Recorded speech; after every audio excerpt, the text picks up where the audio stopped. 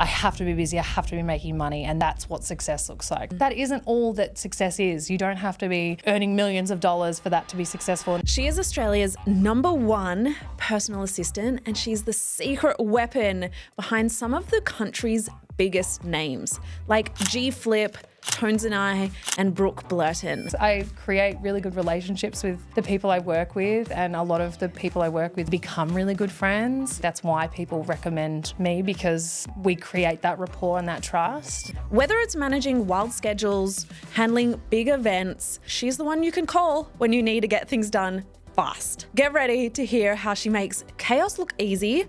We're talking how she lands her high-profile clients, how she became Australia's #1 personal assistant, and how amongst all the success, sometimes she doesn't recognise what she's actually achieved. Char Johnston, welcome to the Unstoppable Success series.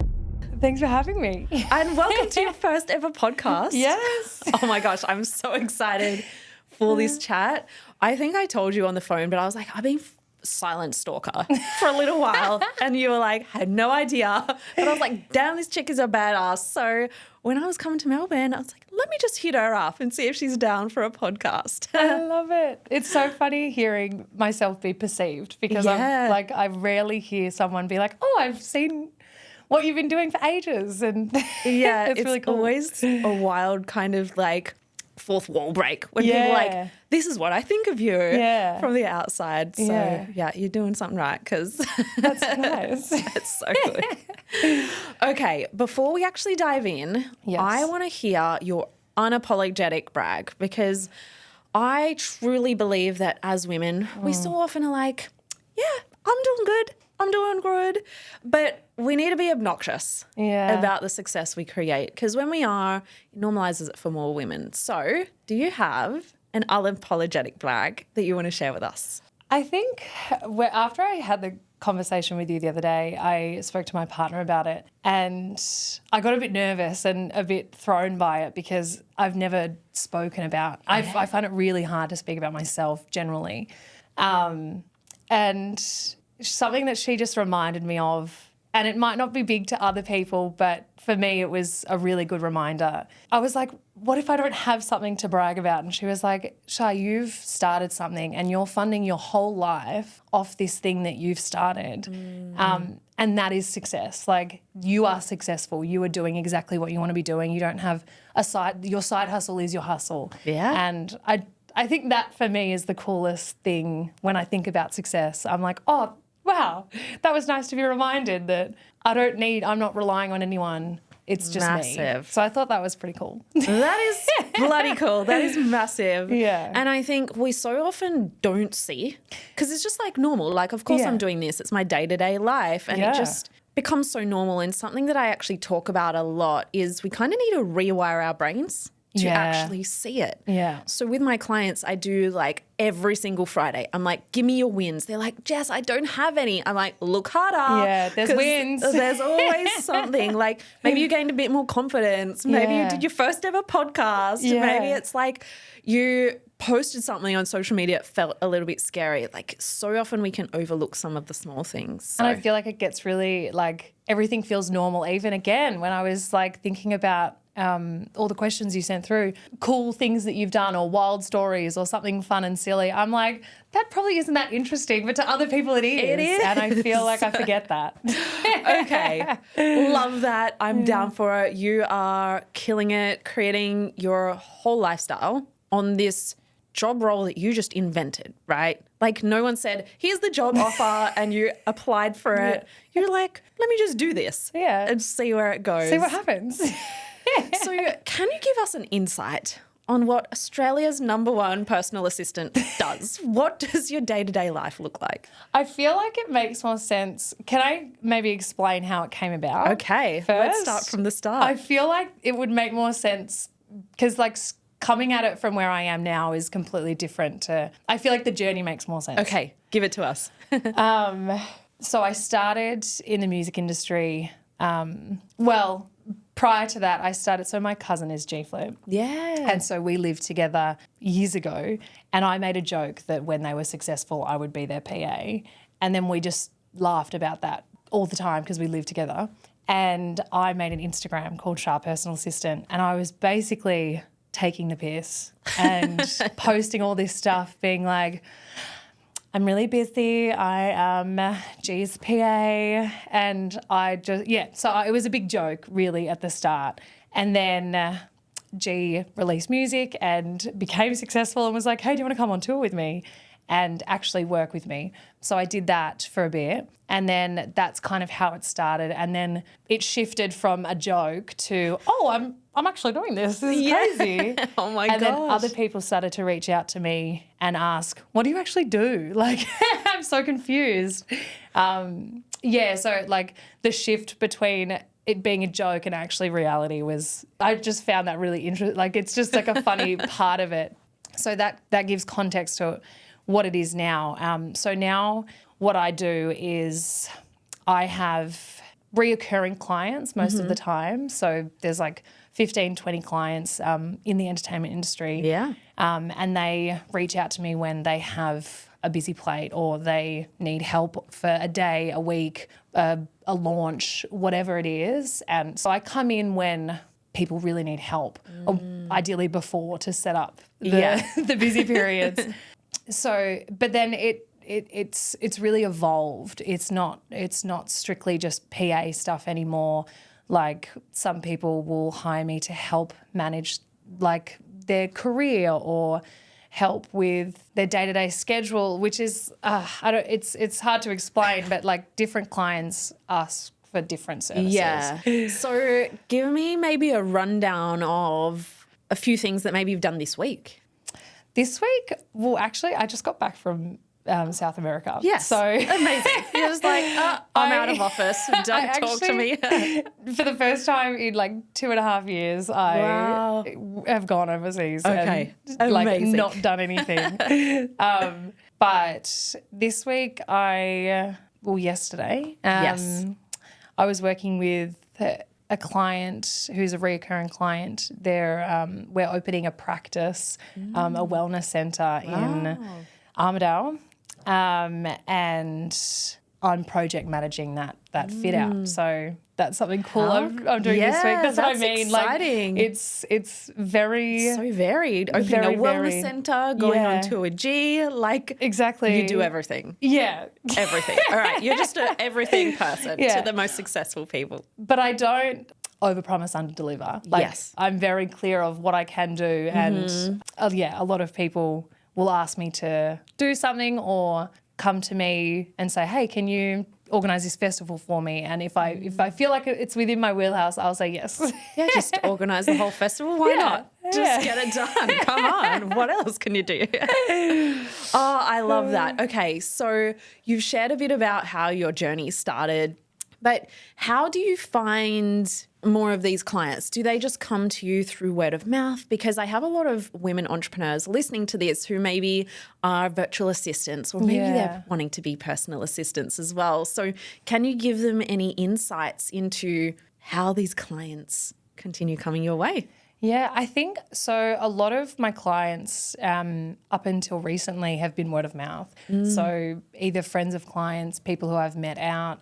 And only recently, actually, I'm trying to like reach out and try and bring clients in, because that's just something I've never had to do, which is great. Yeah. A lot of it, I think, is through social media. A lot of it is through the presence I created online, and people are interested by it. People are like, there's some sort of like mystery in what I do. Yeah.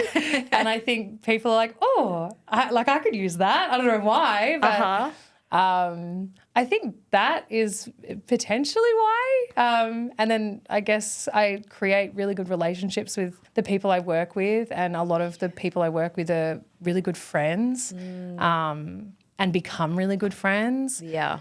And I think there's a lot of trust there, and I think that's why people recommend me, because we create that rapport and that trust. I think it's a lot to do with how I am with people. I become friends with a lot of people I work with, and I think that is where that connection comes from. Yeah, which is key. when you're like literally their doppelganger. Yeah. Like, let me be your clone for whatever you need. Yeah. I'll take it off your hands. When Yeah. you're working that closely, relationships are everything. Yeah. And obviously to get the word of mouth, you obviously have such a high standard of work ethic. And you said you work with like 15 ongoing clients. How do you manage the workload? Because obviously some of them won't need you as much sometimes or need you more. How do you manage that where you don't burn out and you can keep that higher standard throughout everything you do?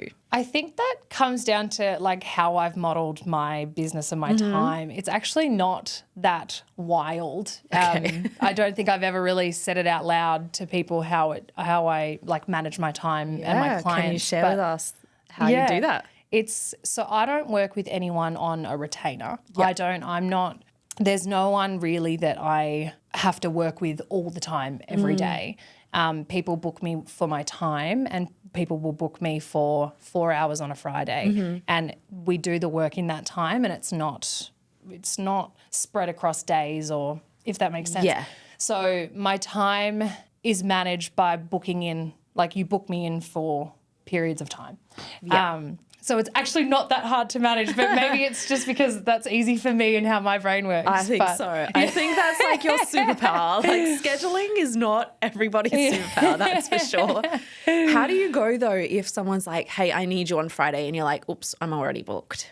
Or has that never come up? It has, but I think it's like if someone really that's where I would love my business to expand. I'd love to have more people, a business where I've got more staff that if someone calls me and says, hey, Char, I need you now, I can send someone to go do that job, and it doesn't necessarily have to be me because currently it's just me. Yeah, I don't really know how to answer that because it's not like I wouldn't cancel on someone to go and like prioritize someone else. Like everyone's kind of on the same playing field. sure. Like all my clients, I value completely. Like I had one client, he's not like a big name in music. He's not someone he doesn't have the name behind him. And I worked with him every week. And he said to me once, he was just like, but I'm not like one of your famous clients or like, so like I'm not as important. I'm like, are you joking? Like that's why, like if I just worked like that, I don't think anyone would want to work with me. Yeah. So I don't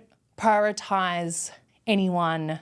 No one's more important than the next person. So I think that's so important. Yeah. I think no matter what kind of business or role you're in, I think everyone values integrity 100%. and authenticity more than anything. Yeah. And that's really freaking cool to make everyone feel super valued.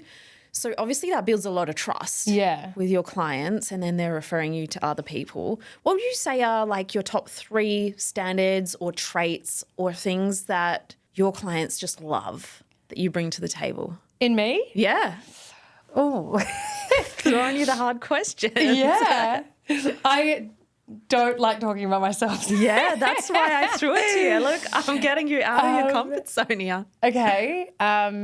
In a work sense, like in just thinking about like working, I think I'm someone who is really optimistic to anything, anyone, any dream, any opportunity someone wants to go for. So if someone says, hey, do you think we can do this? I'll say yes. Like I think I'm an optimistic person, and there's so many people who can do so many things, but they just don't have the push behind them to be like, why can't you do that? Yes, let's do it. Yeah. And I think a lot of people get a lot of drive from me, from hiring me. And like there's been clients who I've had who like just need me to do things, like to help them just like do the things that they are scared to do or can't do on their own. And I've found that, a lot of people like that I have that like push and that drive to help them get to that next stage, because I think everyone, even myself, sometimes needs that person behind them just to be like, fuck yeah, you can do it. Like massive. Yeah. I mean, they always say like the 5 people you surround yourself with is who you become. And if you surround yourself with people who are like, too hard. Exactly. Then they're never going to do it. Yeah. So 100%. That's like, that in itself is intangible, but it's probably the most valuable piece. Yeah. Especially when there are people doing big things, scary things, being in the public eye. That's huge. Yeah. How do you cultivate that? Or does it just come supernaturally to you? I think I've always been that sort of person who has always wanted to like do big things and do fun things. And I think in Australia we have such tall poppy syndrome, and I've never really resonated with that. I've always been the person to say I'm doing that, and everyone will be like, be realistic about it. And I'm like, but why? I'm not going to be sad if it doesn't happen. Like it's okay. I'm not going to like fall apart. I'm realistic to know that it's like it might not happen, but if I just say it, what's the harm in that? So I feel like that's always been who I am. So good. I think there's a few key things in that. It's like finding your superpower and then leveraging it and not trying to mold yourself into someone else is the key to success. Yeah. Really. Because then you just get to be paid for being you. Literally. That's it. Kind of. Yeah. Plus a little bit of work. Yeah, But, I do work. Yes.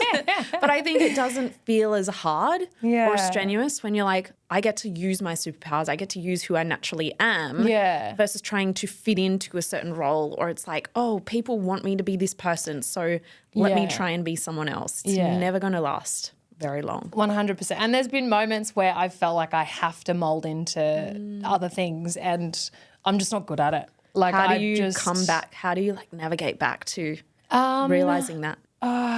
It's more so in like social situations, in like big groups of people. Like I remember I went to Fashion Week like a few years ago, and I was like, oh, this is just not me. I don't know how to assimilate. Like I don't know how to talk about this stuff. I don't like it's so sometimes I'm in situations where I'm like, oh, this is not something that is in like my brain. I can't. I just can't. I don't know how to do it. I don't know how to. But I like that though because it's like you can't. You literally physically can't be anyone other than you. And I love that. So I try. No, I don't try to not be me, but like I try to like fit or like, but I know where my place, like I know where my place is. Yeah. As humans, we want to fit in. Like it's human nature. But I love that you're like, not quite me. Not like, quite me. Let me Loved it. Yes. Not quite me. enough. Love that for you. Not me. Fair enough. Okay, I want to talk about success a little bit. And you mentioned it a couple of times. And obviously you've achieved some incredible things in your journey, supporting some of the Australia's biggest talents, getting to obviously go on tour or, you know, help them with major projects and be a huge part of that.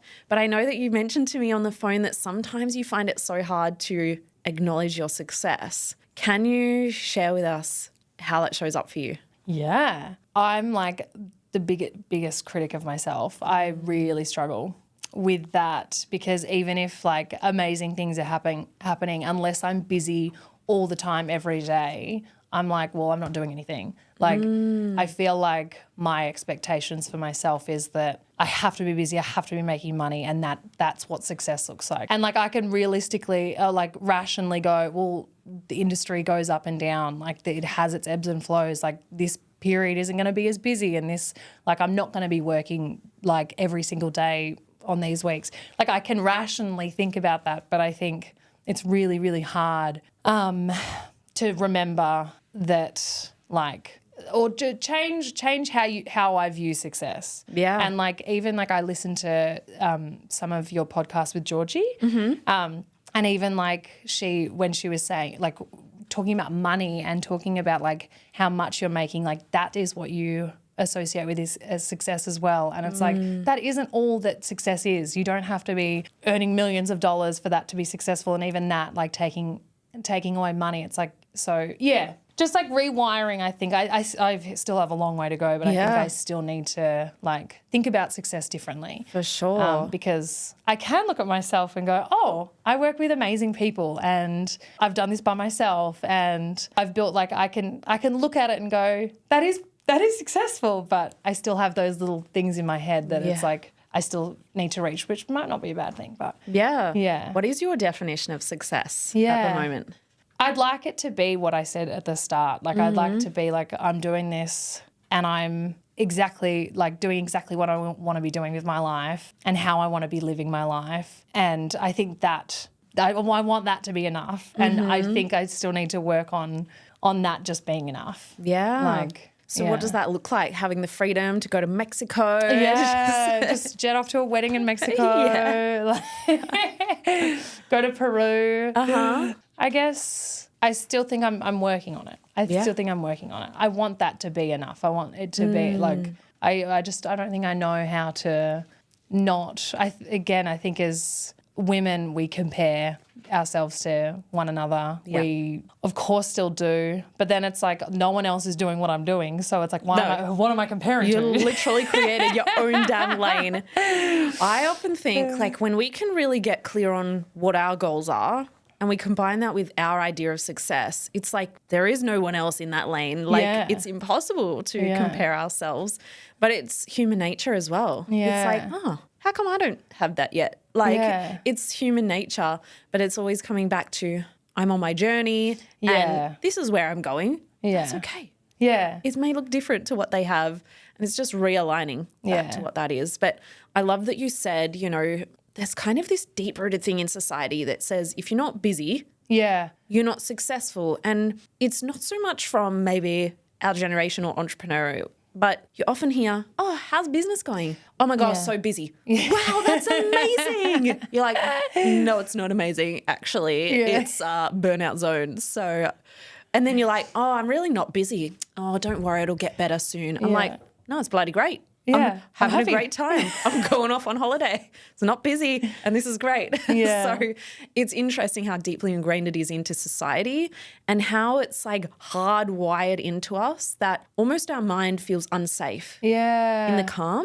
Yeah. Because it's like, shouldn't you be working? Shouldn't you be doing something? If you're not working, you're going to lose all your money. If 100%. You're not working, you're going to lose all your clients. No one's going to want to hire you. You're not doing enough. You're not being enough. So it's like finding that safety in the calm. Yeah. And I've been on my own journey on that. I used to be burnout zone central, running like 5 businesses at once because I was like, more. Yeah. And now I'm like, less. Let's just please do less. Let's do less. I think it was also like, if this has anything to do, it was really nice coming back from, I went to Peru and I did the Inca Trail. I did Machu Picchu, which was like, I'm not a camper. I don't hike. It was the biggest challenge I've ever done in my life. And I just like really took myself out of, and for the last few years, the only thing on my mind has been work. And everyone asks me about work. Everyone wants to know if I'm busy or not busy. Like haven't removed myself and completely like taken myself out of like, what do I need to do with work for so long? And it was just really nice coming back. And I think I really needed time away. And I don't think like the thought of taking time away was going to ruin my business or something bad was going to happen. I would never get clients, or I'd come back and it would like, the thought of taking time off was really scary. And I just realized coming back, I was like, I can think so much more clearly now. Like I just feel like it's really important not to like, I love my work. I love what I'm doing. I'm exactly where I'm meant to be. But I think it's really important to take that time off and like not think about it all the time. For sure. Yeah. There's actually a study done by Harvard University that says people who work like a couple of hours a day are 500% more productive. Wow. Like how wild is that? But we think, oh, I've got more on my to-do list, so let me put in more hours and then I'll get more done. But actually it's like the things take as long as we give it. Yeah. And no wonder you came back feeling clear and like probably more inspired. And sometimes we just get so laser focused though, like I need to finish my to-do list. Yeah. Then I can chill out. But it's like never ends. It never ends. But then if like the plate gets too big, you're like, well, I don't know what to do. Like I can't do any of it. Like, and it's like the opposite effect. Like you need to the overwhelming feeling of like, there's just too much. So yeah, I didn't realize how much I needed to not think about work. Yeah. Oh, so good. I want to know, on all of that, how do you feel in terms of, because obviously you're working on behalf of clients. Yeah. And sometimes as entrepreneurs, we can be our own worst nightmare with putting the pressure on ourselves. But do you feel like you put pressure on yourself because other people rely on you? A little bit, but not to like a debilitating amount. That's awesome. Like, no, I don't think so. Like I said before, like I don't feel like I ever do anything that I don't think I'm capable of. And of course there's times where I feel pressure, but not in a way that that's more exciting to be like, I want to do good. I would never put myself in a position where in deep water and I don't know how to get out. Yeah. So I don't think so. Yeah, no, that's awesome. Because I speak to a lot of entrepreneurs and I guess one of their biggest fear is like, oh, what if I let someone down? Or like, what if I disappoint them or do something? And then they put all this, like the client's not even the one putting the pressure. No. They're doing it to themselves. And then they create stress and overwhelm and anxiety and all of this stuff. So do you have any advice if someone's feeling that? Yeah, no, I definitely, of course I do that. Of course I put more pressure on myself than anyone else does. I absolutely don't want to mess up or do the wrong thing. I find that like for a long time doing what I was doing, because there was no physical, tangible way of me getting feedback of what I was doing. Yeah, like I didn't get sat down every week to be like, you're doing good. So like there was no way to know if I was doing well. And the only way I could realise that, oh, actually I am not letting anyone down, I'm doing the right thing, is because people kept calling me back to come back. Like no one has to hire me. You don't have to call me back. I'm not on probation. Like I'm not like in a strict contract that you can't get rid of me. Like you don't have to call me. That was my only way of knowing that I wasn't letting people down and I was doing the right thing because people kept calling me to come and work with them. But my advice, the reason you are hired is because you can do it. And especially if someone's hired you, they don't have to, like I said, they don't have to hire you. They've hired you because they want you to do it and they think you can. And so just trust yourself that you wouldn't be in that position unless you could do it. Mic drop moment. That's it. Yeah. Trust you wouldn't be hired if you couldn't do it. Yeah. You wouldn't be there. They wouldn't have got you in the first place. So, and I say that specifically to women. Yes. Because women are amazing and I feel like, yeah. We can do it all. We can do it all. We can do it all. Okay.